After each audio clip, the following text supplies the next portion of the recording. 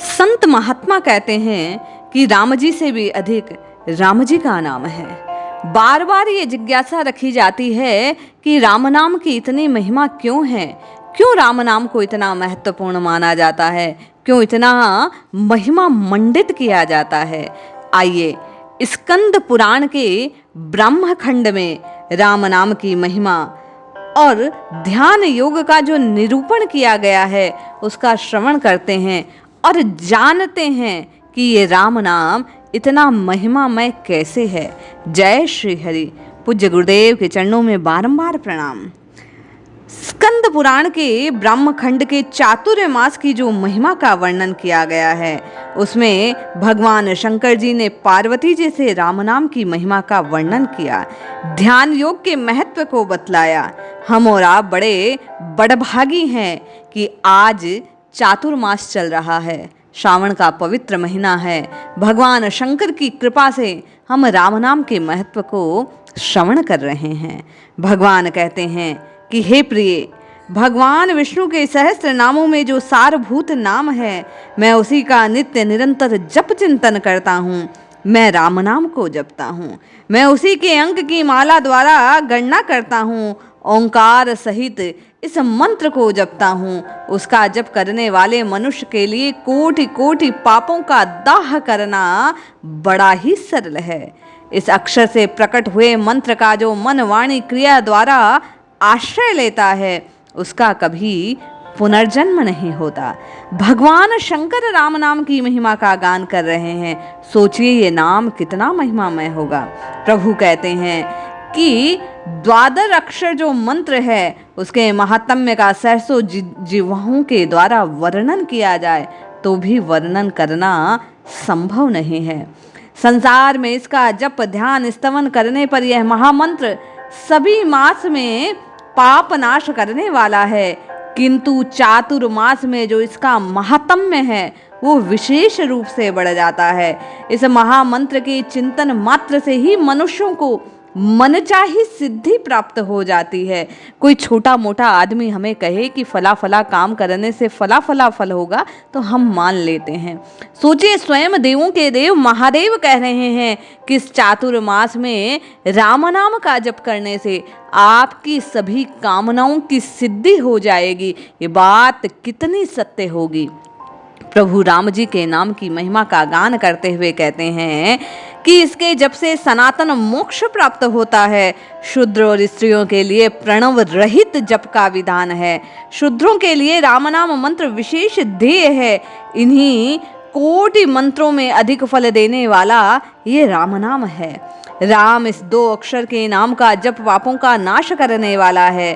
प्रभु कहते हैं मनुष्य चलते खड़े होते सोते समय भी श्री राम नाम का कीर्तन करने से इहलोक में सुख पाता है और अंत में भगवान विष्णु का पार्षद हो जाता है। राम यह दो अक्षर का मंत्र कोटि सत्य मंत्रों से बढ़कर है। ये सभी शकर जातियों में भी पाप का नाशक बतलाया गया है। ये सभी शकर जातियों के पाप का नाशक है। चातुर्मास प्राप्त होने पर जो राम मंत्र अनंत फल देने वाला है। इस भूतल पर राम नाम से बढ़कर कोई पाठ नहीं है। जो राम नाम की शरण ले चुके हैं उन्हें कभी यमलोक की यातना भोगनी नहीं पड़ती।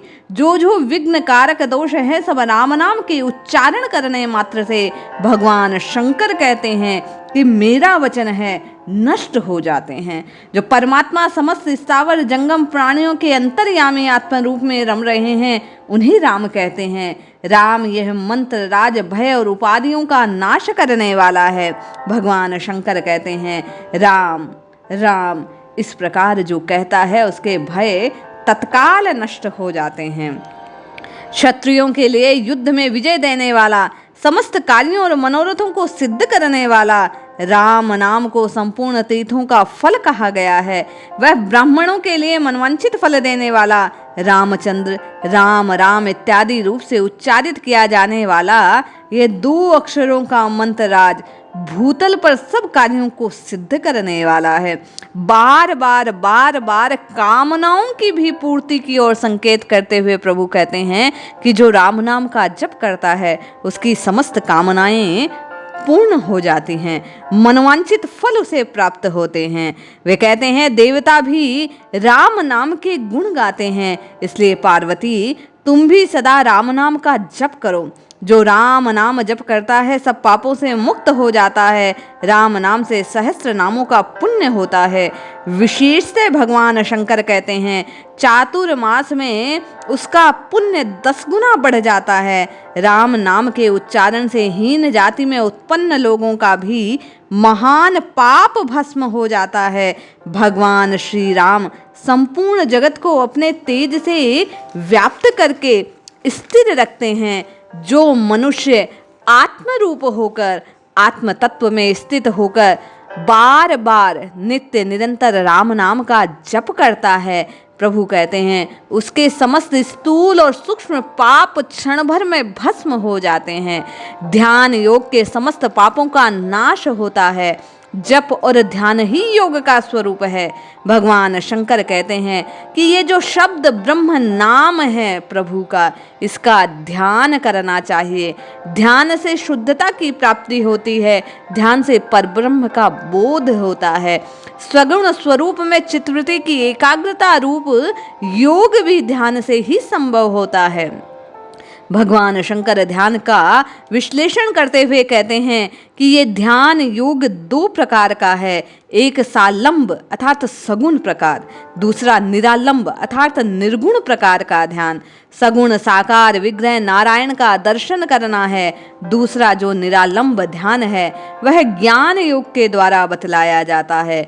रूप रहित अपरमेय सर स्वरूप जो सनातन तेज है, जो सदा उदयशील और पूर्णतम है, जो निष्फल और निरंजनमय है, आकाश के समान सर्वव्यापक है, सुखरूप है, तुरीयातीत है, जिसकी कोई उपमा नहीं दी जाती, वही परमेश्वर का निराकार स्वरूप ध्यान योग के द्वारा चिंतन करने योग्य है।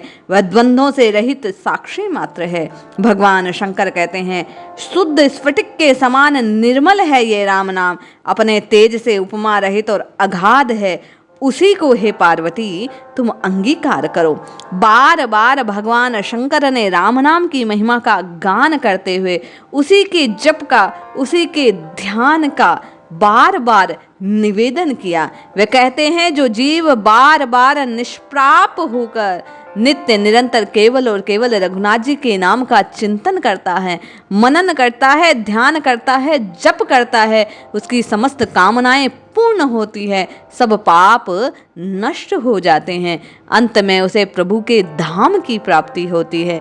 इसलिए जपिए जपिए जपिए नित्य निरंतर केवल और केवल प्रभु के नाम को जपिए, कल्याण अवश्य होगा। जय श्री हरि।